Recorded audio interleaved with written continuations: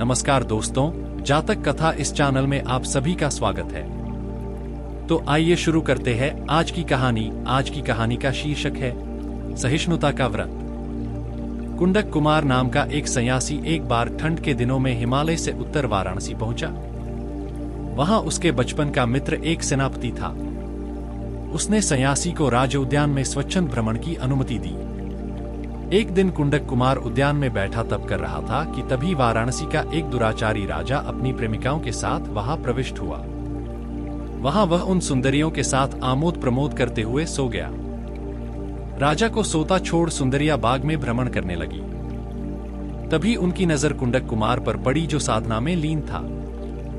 सुंदरियों ने उसका ध्यान आकृष्ट कर उसे उपदेश सुनाने को कहा। कुंडक कुमार ने तब उन्हें सहिष्णुता की महत्ता पर उपदेश देना प्रारंभ किया। थोड़ी देर के बाद जब राजा की नींद टूटी और उसने अपनी सुंदरियों को अपने पास नहीं पाया तो वह उन्हें ढूंढता हुआ कुंडक कुमार के पास पहुंचा। एक सन्यासी द्वारा उसकी सुंदरियों का आकृष्ट हो जाना उसके लिए असह्य था। अत क्रोध से उसने सन्यासी से पूछा कि वह उन सुंदरियों को कौन सा सबक सिखा रहा था। सन्यासी ने तब उसे भी सहिष्णुता के महत्व की बात बताई, जिसके परिपालन का स्वयं उसने व्रत ले रखा था।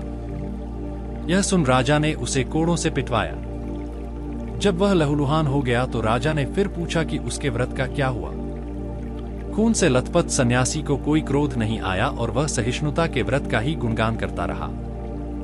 क्रोध में राजा ने तब उसके हाथ, फिर पैर आदि कटवाकर वही प्रश्न बार बार पूछा, किंतु सन्यासी हर बार शांत भाव से सहिष्णुता के व्रत की ही गाथा गाता।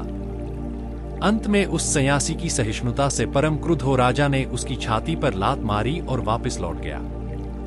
कहा जाता है कि राजा जब वापस लौट रहा था तभी धरती फट गई। उसके अंदर से उठती आग की लपटों ने राजा को निगल लिया।